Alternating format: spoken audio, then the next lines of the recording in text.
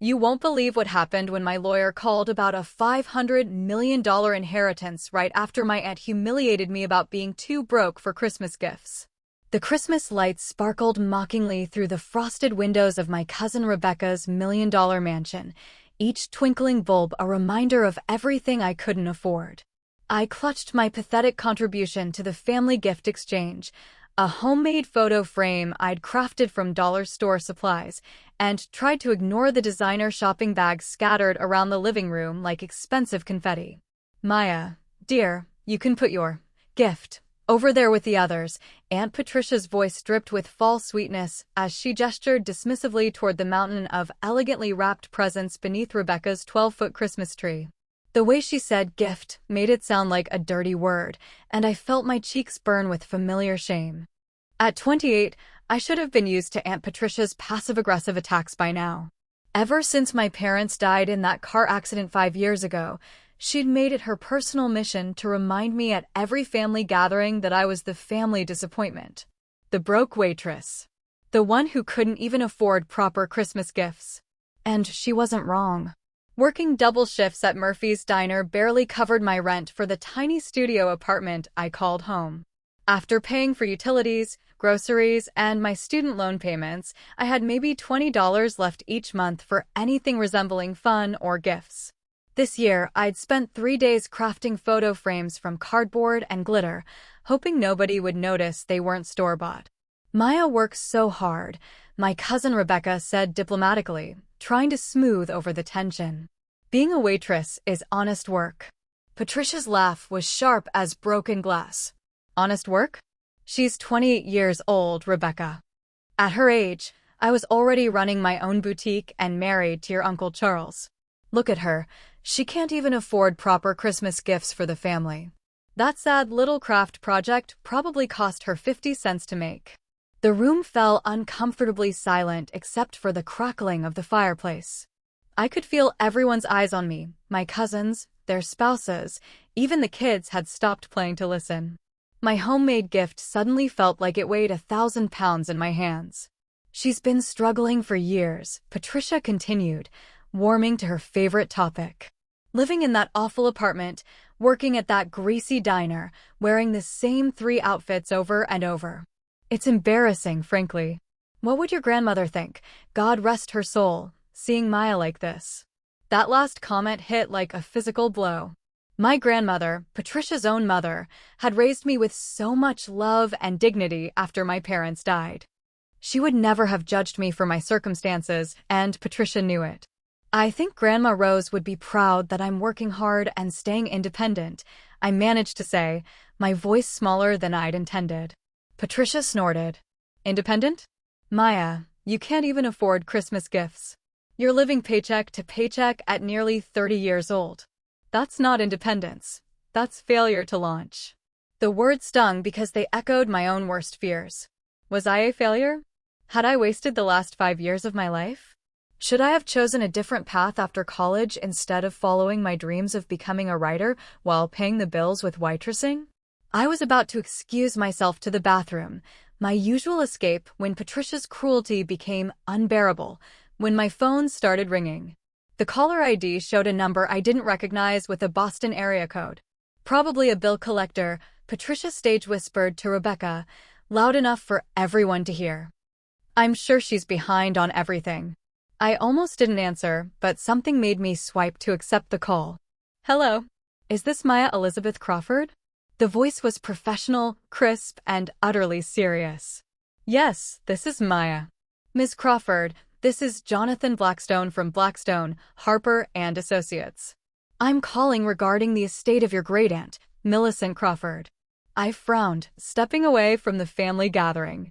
I'm sorry, I think there's been a mistake. I don't have a great-aunt named Millicent. She was your grandfather Thomas Crawford's sister. According to our records, she was estranged from the family for over 40 years. Miss Crawford, I'm calling because you've been named as the sole beneficiary in her will. The room seemed to tilt slightly. I don't understand. Your great-aunt Millicent passed away 3 months ago. She left very specific instructions that her estate should go to Thomas Crawford's granddaughter, you, Maya. The inheritance includes her investment portfolio, real estate holdings, and business interests. The total value is approximately $500 million. The phone slipped from my numb fingers and clattered to the hardwood floor. $500 million. The words echoed in my head like a broken record, refusing to make sense. Maya? Patricia's voice seemed to come from very far away.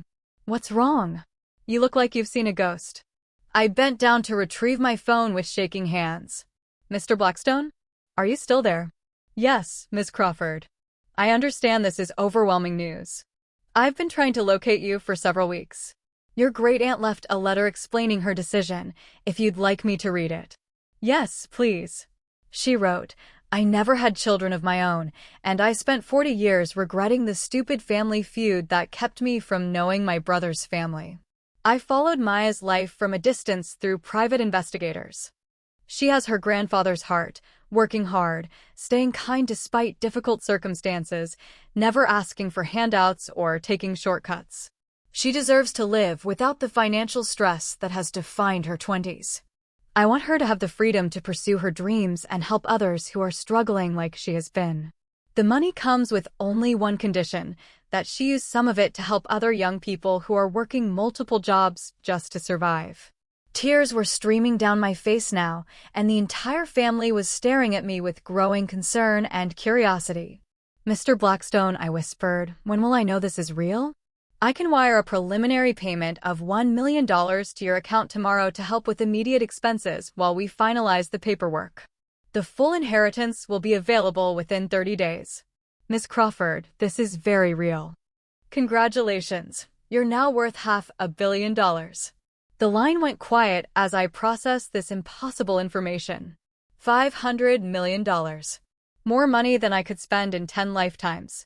More money than Patricia and her boutique could generate in a century. Maya? Rebecca's voice was gentle. What's happening? You're scaring us. I looked around the room at my family, the same people who had just witnessed Patricia's cruel commentary about my poverty and failure. The same people who had watched me struggle for 5 years without offering help, too comfortable with their own success to risk getting their hands dirty with my problems. That was my lawyer, I said slowly, my voice growing stronger with each word. Apparently, I've inherited $500 million from a great-aunt I never knew existed. The silence that followed was deafening. Patricia's face went through a remarkable transformation, confusion, disbelief, calculation, and finally, barely concealed panic. 500 million, she repeated faintly. Million, I confirmed. With an M. Apparently, my great-aunt Millicent had been following my life from a distance. She was impressed by my work ethic and kindness despite my difficult circumstances. I used air quotes and looked directly at Patricia. She specifically mentioned being proud that I never asked for handouts or took shortcuts. Patricia's boutique was worth maybe $2 million on a good day. Her husband's dental practice might add another million to their net worth. I had just inherited 250 times their combined wealth. Maya, that's incredible. Rebecca stammered. You're rich. You're really rich. I suppose I am, I said, still marveling at the surreal nature of the situation. Rich enough to buy Christmas gifts anyway. The pointed comment wasn't lost on anyone in the room. Patricia's face had gone pale, then red, then pale again. I was just concerned about you, she began weakly. Family looks out for each other.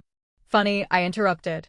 For 5 years, your version of looking out for me involved reminding me at every opportunity how much of a disappointment I was. Not once did you offer help, support, or even basic kindness. You seemed to enjoy watching me struggle. That's not fair, Maya. We didn't know you needed help. Didn't know. I laughed, but there was no humor in it. Patricia, you've spent 5 years cataloging my failures. You knew exactly how much I was struggling. You just chose to use it as entertainment instead of offering help. My phone buzzed with a text from Mr. Blackstone. Initial wire transfer of $1 million will arrive tomorrow morning. Welcome to your new life, Miss Crawford. $1 million. By tomorrow morning. As a preliminary payment. You know what the beautiful thing is about this inheritance? I continued, feeling more confident with each passing second. My great-aunt chose me specifically because I've been working hard and staying kind despite people like you making my life harder.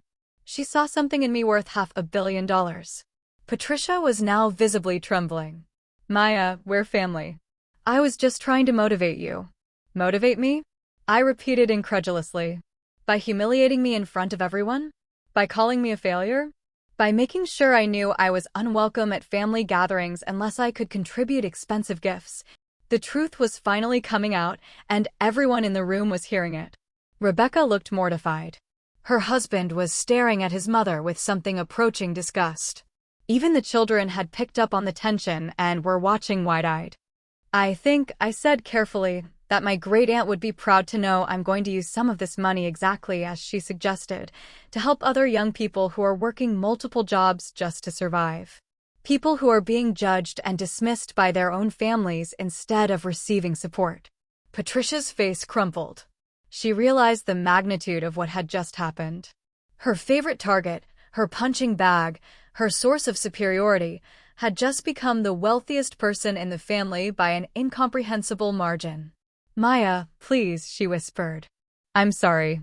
I didn't mean. Oh, you meant every word, I said firmly. The question is, what do you mean now? Are you sorry for how you treated me, or are you sorry that I'm no longer powerless to call you out on it? The answer was written all over her face. My phone rang again. Mr. Blackstone's number. MS. Crawford, I forgot to mention, your great-aunt also owned a home in Martha's Vineyard, a penthouse in Manhattan, and a villa in Tuscany. The properties alone are worth approximately $50 million. Also, there's a private jet and a yacht. I'll send you the complete inventory tomorrow. A private jet? I repeated, loud enough for everyone to hear. Yes, ma'am. A Gulfstream G650. Your great-aunt lived very comfortably. When I hung up, the room was still frozen in shock. Patricia looked like she might faint. Rebecca was calculating something furiously in her head, probably trying to figure out how this affected family dynamics going forward. Well, I said, picking up my homemade gift from the table where I'd set it down. I should probably go. I have a lot of paperwork to review, and I imagine I'll need to find a financial advisor. Maybe buy some new clothes. Patricia's right. I have been wearing the same 3 outfits over and over. I headed toward the door, then paused and turned back. Oh, and Patricia? Next year, I'll make sure to bring proper Christmas gifts. Though I'm not sure what you buy for people who have everything they could possibly want, except character. The drive home to my tiny studio apartment was surreal. In less than 24 hours, I would have $1 million in my bank account. In 30 days, I would be worth $500 million. But more than the money, I had something even more valuable, vindication. For 5 years, I had wondered if Patricia was right. If I was a failure. If my struggles meant I was somehow less worthy than my successful cousins. Tonight, I learned that someone who had watched my journey from a distance saw strength where Patricia saw weakness, saw character where she saw failure. My great-aunt Millicent had given me more than money. She had given me validation that kindness and perseverance matter more than success and status. She had proven that working hard and staying decent makes you worthy of good things, even when people around you can't see it. The next morning, I woke up to a text from my bank, large deposit received. Available balance, $1,047.83. It was real. All of it was real. I called Murphy's Diner and gave my 2 weeks' notice. Then I called a realtor about finding a better apartment.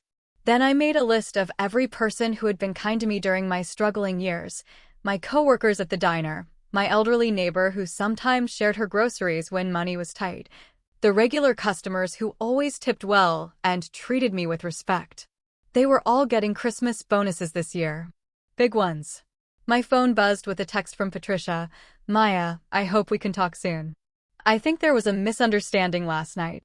Family is family, and we love you no matter what. I deleted the message without responding. Some things couldn't be fixed with apologies, especially when the apologies only came after the balance of power had shifted. But I did text Rebecca. Thank you for always being kind to me. That meant more than you know. I'd love to have lunch soon and hear about your kids' school projects. My treat, somewhere nice. Because my great-aunt was right. Money comes and goes. Character is forever. And I was determined to use my incredible fortune to prove that kindness and generosity create more wealth than any bank account ever could. The girl who couldn't afford Christmas gifts was gone. In her place stood a woman who would make sure no one in her circle ever had to choose between dignity and financial security again.